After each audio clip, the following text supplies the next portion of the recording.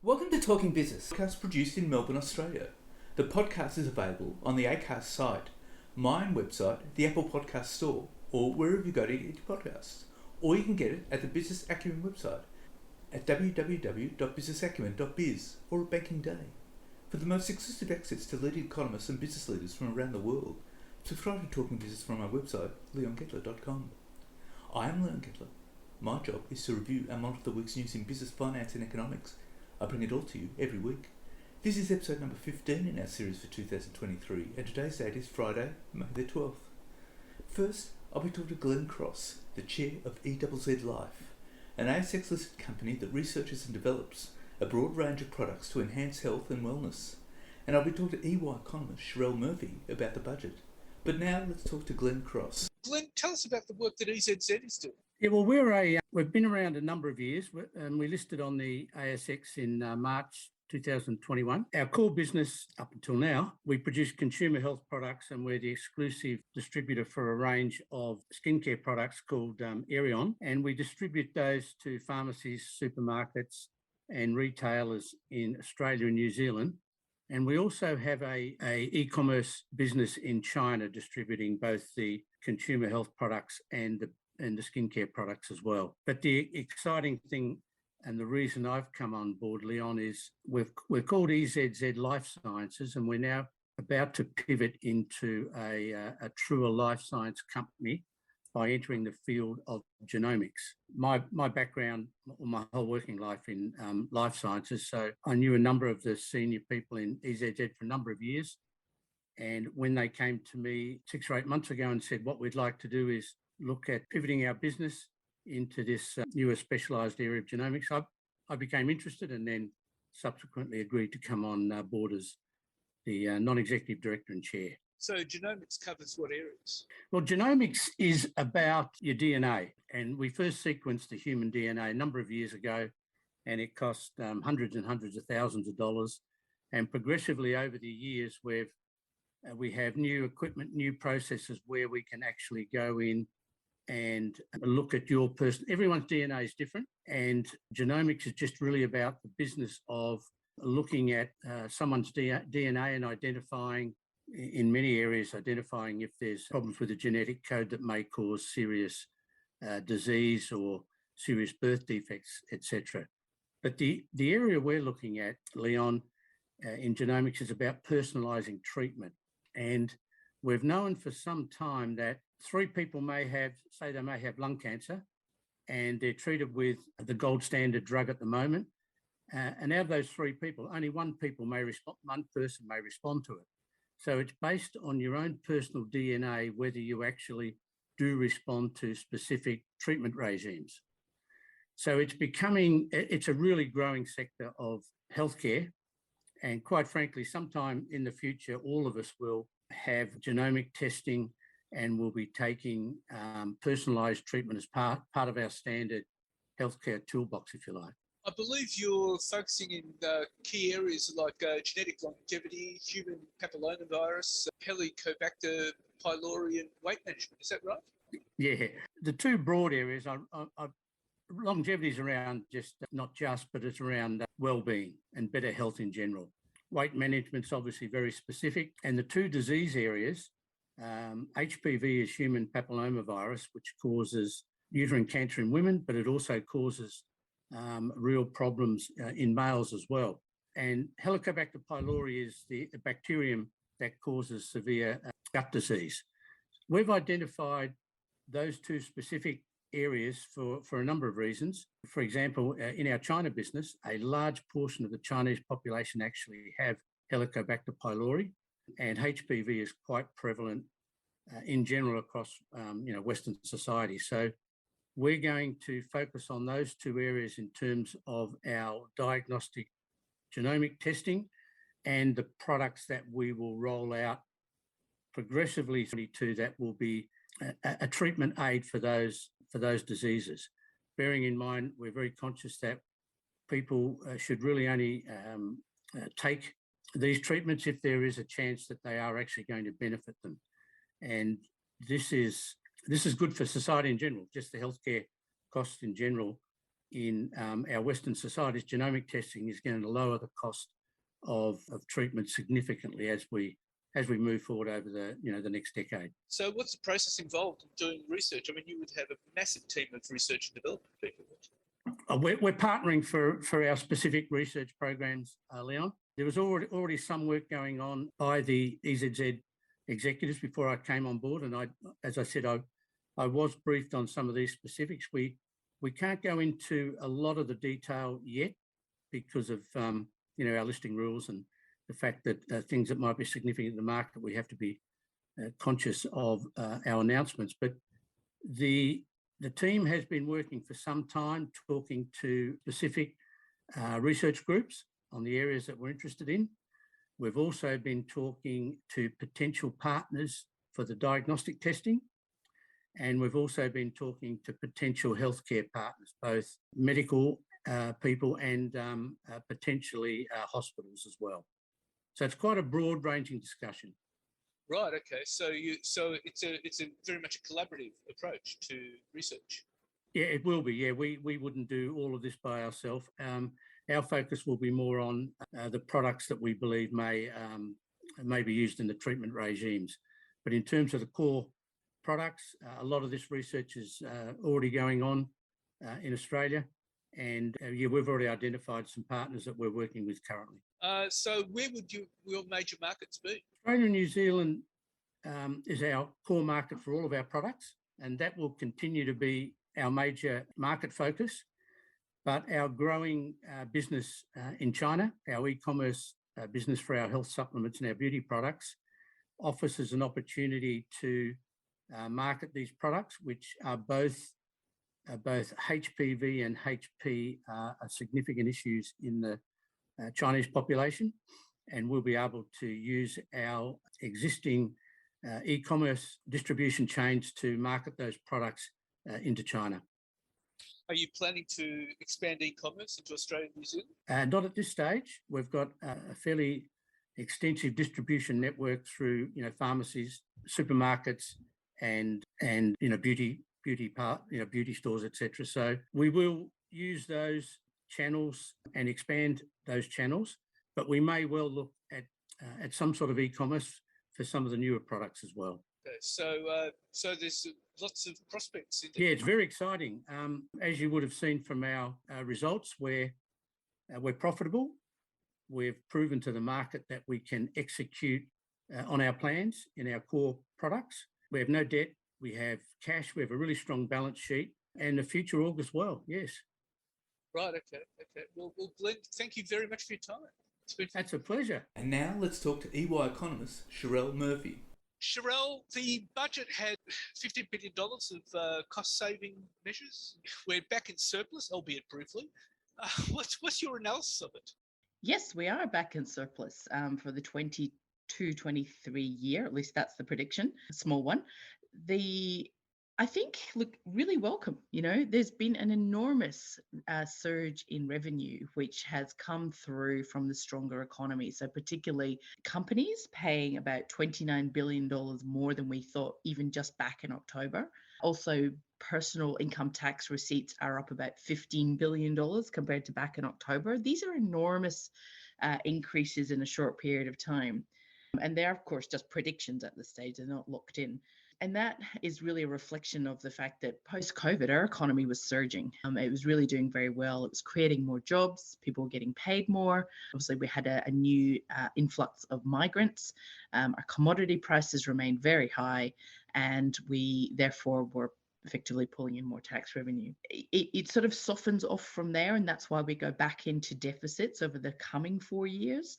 And that's reflecting the fact that the economy does slow, and really highlights, I guess, the fact that what we've experienced in the last sort of 12 to 18 months is a bit unusual. It's a really strong pickup. So really, really welcome. And seeing those improved underlying cash balances also means that our net debt falls relative to where it was. It's still rising, but relative to where it was, it's lower.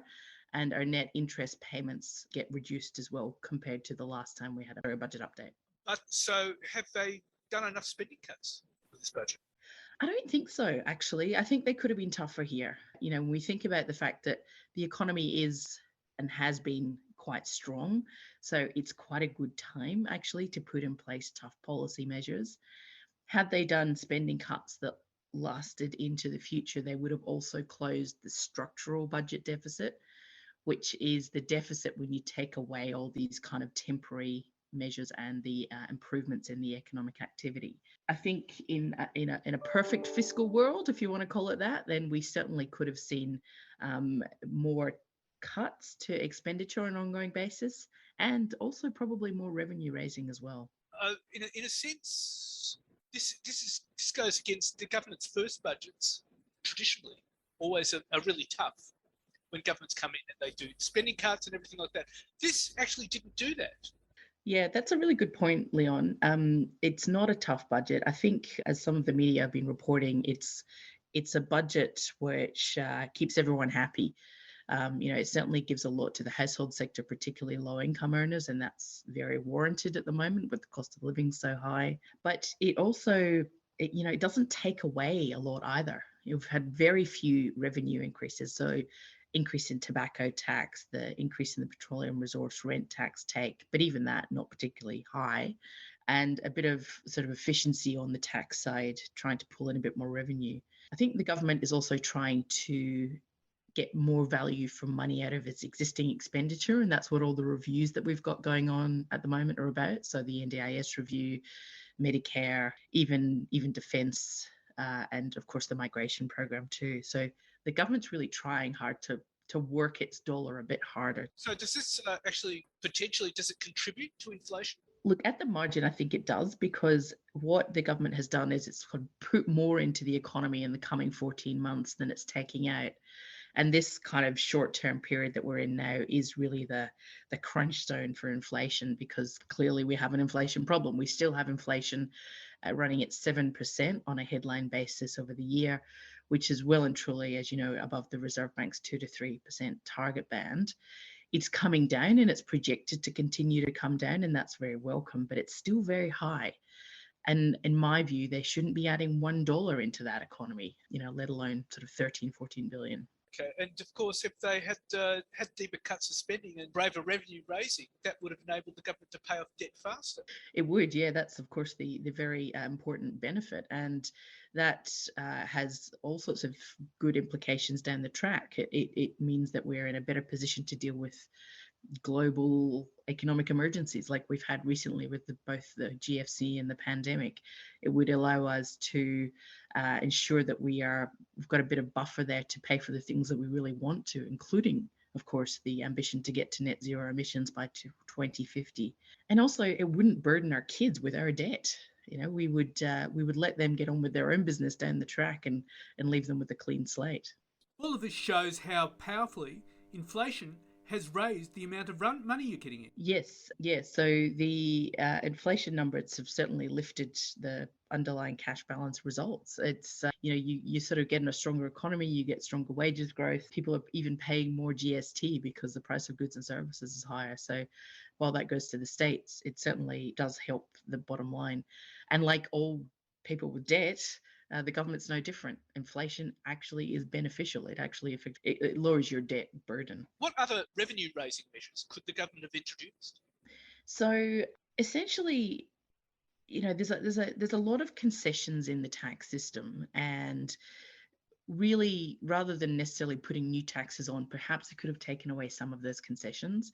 That's, I guess, one way to think about the problem. We know, for example, there's a lot of concessions on superannuation, and that might be an obvious place to start. But even that small change that they made or will make down the track, but was in the budget, which is to increase the superannuation tax on earnings for those with balances over $3 billion from 15 to 30%, was obviously met with a lot of uproar. And it just shows how difficult it is for the government to actually pull in more revenue. We sort of have this mentality that no one can lose. And I don't think that that's a very healthy place to be from a fiscal point of view. This is very interesting, because in view of the structural deficits moving forward, this actually raises a question of what happens to stage 3 tax cuts. Yes. I suspect the government's leaving the way open, because the tax cuts don't come in till sometime down the track. Yes, it does. Obviously, nothing on that last night, which I didn't expect, but it's in the budget, it's legislated. We would actually have to rewind something that was already done. There's good and bad here. It's not a simple is it good or is it bad answer. I think if you pulled back on those tax cuts and made them less generous, then you definitely get to a point where the budget deficit closes faster. And it's quite a lot of money. You know, these tax cuts are worth to 50-ish billion over the 10 years. So it's a big sum of money. If you started to pull back on those, then clearly you get to surplus faster, and you maintain that surplus as well over the forward estimates, all other things remaining equal. But we already do tax personal income very highly in this country. You know, we don't compare particularly well to other countries. And that matters because it can't have implications for people's incentive to work. Because clearly, if you're facing a particularly high marginal tax rate by working, say, a fifth day compared to 4, then they might not work that fifth day. And we want people to be working as much as possible because, you know, clearly that's, an underpinning of a strong economy. So there are both positives and negatives to doing that. Certainly it helps fiscal balance, but it may have other unintended economic consequences. But the reality is the tax cuts don't come in for some time. That's right. They've still got another year. So if they wanted to in next year's budget, they could make some changes there. And, you know, it's quite possible that they will. They could, for example, remove one of they could reverse the removal of one of the tax brackets. That would make a big difference, and particularly to those at the high income earning end, which is, I guess, why these particular set of tax cuts have, raised the ire of many. Politically, they mightn't cop it that badly from the broader public. They might not, but my sense is that no one's really particularly in the mood for losing any dollars at the moment, whether they're high income earners or low income earners. So I suspect it wouldn't be easy for them, put it that way. Right. Okay. So all up, we could have had better revenue measures and tougher spending. Yeah, I think just a sort of a tougher approach would have been good to see, because, as I say, the economy is at a pretty good point. They're not so close to an election that it's going to be terribly difficult to kind of take it to an electorate that's just about to vote. And of course, there is that ongoing need, as there has been for some time, to close that structural deficit, which we absolutely have to do eventually. And of course, we're heading into an economic slowdown. Well, that's right. And, it gets harder and harder as you go into that slowdown, and people become more and more dependent on the government. And I'll also just add that governments collectively, both state and Commonwealth across the country at the moment, are contributing a lot to the economy, much more than normal and more than prior to COVID. And as we know, that's not ideal when you've got an inflation problem. Actually, what you want to do is take aggregate demand out of the economy. And that's certainly not what we're seeing when we put the states and the federal government together. So not blaming the feds for this, but certainly collectively, I think governments could be doing a bit better here. Well, Sherelle, thank you very much for your analysis. Pleasure. Thank you, Leon. What's happening in the news? Well, Berkshire Hathaway's Warren Buffett said executives in charge of failed banks should be held accountable for mistakes that in some cases were hiding in plain sight. Buffett also called out regulation overseeing the banking sector as riddled with skewed incentives, as well as poor messaging by regulators, politicians and the press to the American public about the upheaval. The turmoil began with the liquidation of a small crypto-friendly lender in early March, before it spread to engulf 3 other regional banks. Buffett also pointed to First Republic Bank, which JP Morgan Chase & Co. just rescued.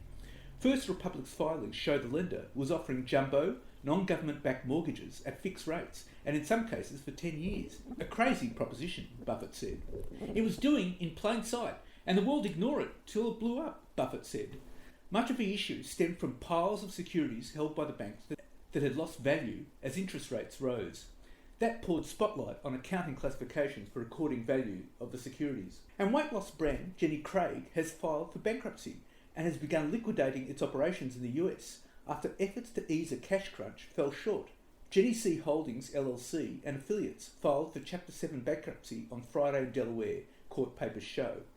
The move means Jenny Craig will cease operating and see its assets sold off in pieces. Jenny Craig acknowledged the wind down on its website. Customers' auto-delivered subscriptions have been cancelled, while coaching sessions and merchandise sales have ceased, the company said. Since founder Jenny Craig opened the company's first brick-and-mortar location in 1983, diet fads have changed dramatically. Weight loss drugs, at-home exercise machines and health food stores have reshaped the industry landscape. And the Albanese government has unveiled a $15 billion package of cost of living relief, welfare increases, bulk billing incentives and energy bill discounts in a budget it says is not inflationary but paves the way for more tax hikes and spending restraint. Handing down his second budget, Treasurer Jim Chalmers warned there would be more difficult decisions as he confirmed tax hikes to help fund a cost of living package which includes $9.5 billion in welfare increases, $3.5 billion in Medicare incentives to lift the rate of bulk billing, and $3 billion in one-off energy bill discounts. The welfare increases, which involved a $4.9 billion boost to the dole, $2.4 billion for a 15% increase to rent assistance, and $1.9 billion for single parents, would have a negligible impact on inflation because they are spread over 4 years in a $2 trillion economy. Pointing to a $4.2 billion surplus this financial year, Chalmers claimed his economic plan would deliver a stronger economy and a fairer society, even though economic growth is forecast to slow to just 1.5% next financial year. The brief surplus will be followed by deficits of $13.9 billion next year and $35.1 billion in the subsequent year, sparking debate about whether tough policy decisions on the Stage 3 tax cuts will be needed to end more than 15 years of structural deficits. And Australia is heading for the most benign of soft landings, with Treasury predicting a robust labour market, rising wages and continuing business investment, although it concedes that persistent inflation could cast a shadow over its forecasts. Treasury expects real or inflation-adjusted gross domestic product, or GDP, growth will ease from 3.25% this financial year to 1.5% next year, before promptly rebounding to 2.25% in the 2024-25 financial year. Consumer spending growth is expected to rise by a modest 1.5% in 2023-24 financial year, down from the very strong clip of 5.75% this financial year, as higher interest rates squeeze household budgets. Inflation is also forecast to subside from its peak of 7.8% in the final 3 months of 2022 and to return to the Reserve Bank's target range of between 2 and 3% in 2024-25.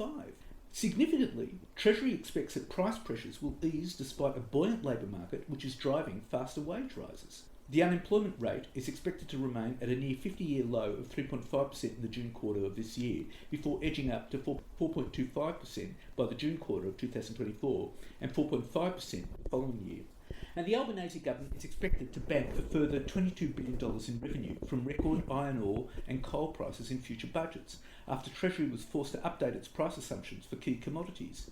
Soaring iron ore and coal exports have helped deliver a strong trade surplus this financial year, and higher than expected commodity prices also helped deliver a $4 billion budget surplus this financial year, the first surplus in 15 years. The terms of trade are expected to decline sharply in 2023-24 as iron ore and coal prices fall back to historic averages, but it will take twice as long for prices to fall as far as originally predicted by Treasury. After underestimating resource prices in the October budget, Treasury officials have been forced to change their assumptions, predicting iron ore and coal prices will take 4 quarters instead of 2 quarters to return to long-term averages. The move will add a further $22 billion to the budget bottom line, according to Treasury estimates. And a $2 billion program to underwrite large-scale green hydrogen projects headlines a list of new spending initiatives designed to make Australia a renewable energy superpower.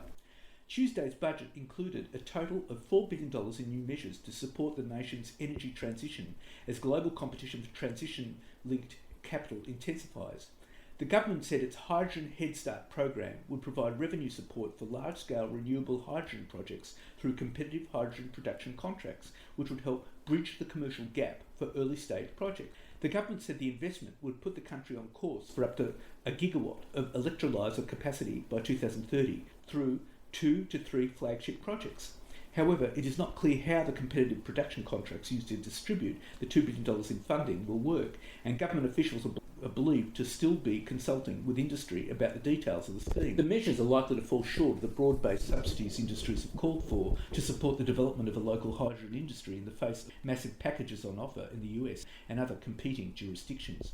And the taxman plans to raise an extra $3.8 billion in GST by extending a compliance crackdown on businesses as part of the government's efforts to lift tax receipts and repair its bottom line.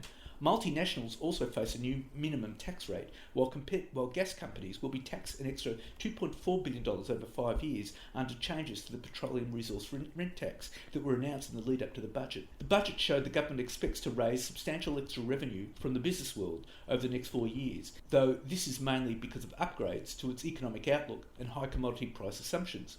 Among the policy changes to raise more revenue, an extension in the GST compliance program is the biggest initiative, raising $3.8 billion over the next 4 years.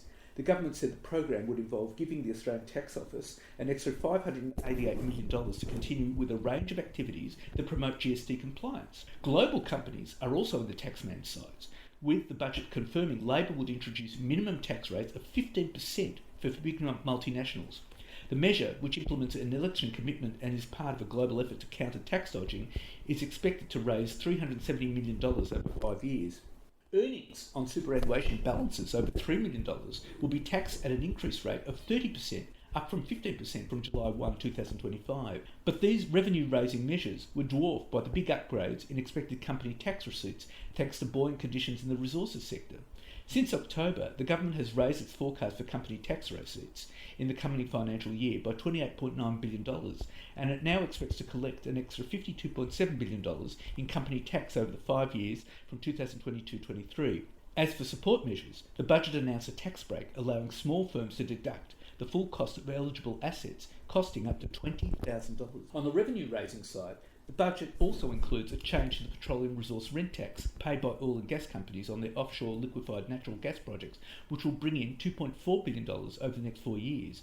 The government already announced a 5% a year increase for the next 3 years on the tax on tobacco, which will bring in an additional $3.3 billion over 4 years. And the Albanese government will spend $1.9 billion giving single parents an extra $176.90 a fortnight in welfare payments, winding back the controversial welfare cut Labor helped implement when last in government. Landing in Perth after a week in Britain, Prime Minister Anthony Albanese announced on Monday morning that the single parenting payment would continue to be paid until the youngest child turns 14, up from the current cut-off age of 8. It reverses a controversial change that pushed single parents onto the lesser paying dole when the youngest was still in primary school. The government balked at returning the age to the original cut-off of 16. Mr Albanese argued a child was sufficiently independent at 14 for the parent to do some work. And Westpac's statutory profit rose 22% to $4 billion for the 6 months ended March 31, compared to $3.28 billion in the same period a year earlier. And CBA's unaudited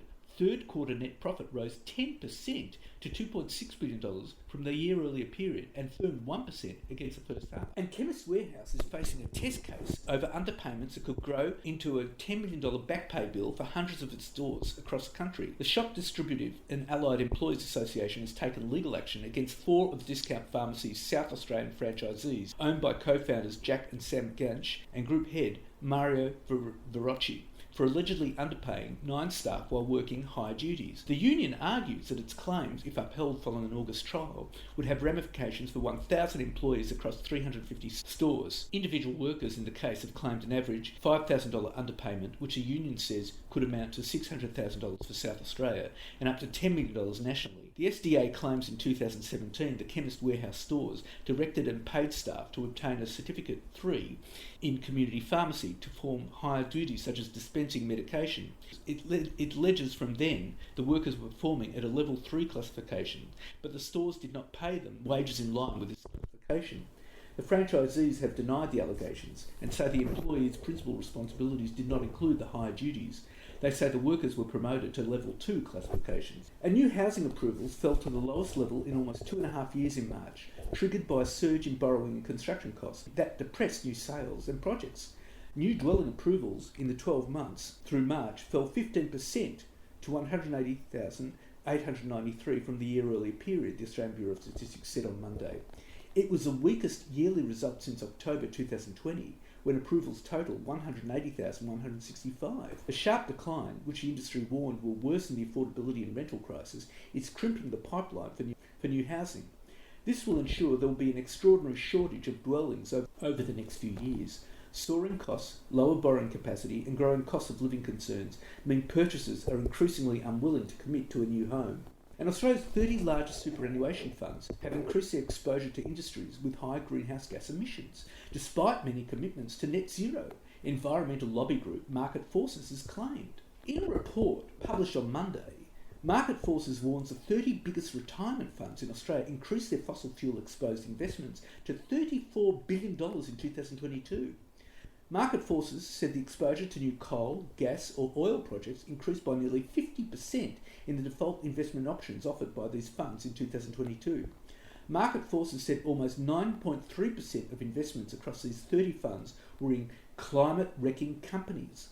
Market Forces estimates total fossil fuel exposure of almost $140 billion across the Australian retirement sector. This equates to an average $6,100 invested per member account. And the Labor senator who helped expose PwC's tax leak scandal has called for a clean-out of all partners and staff actively or passively involved, and said until then the firm can't be trusted by the government or corporate clients to keep confidential materials secret.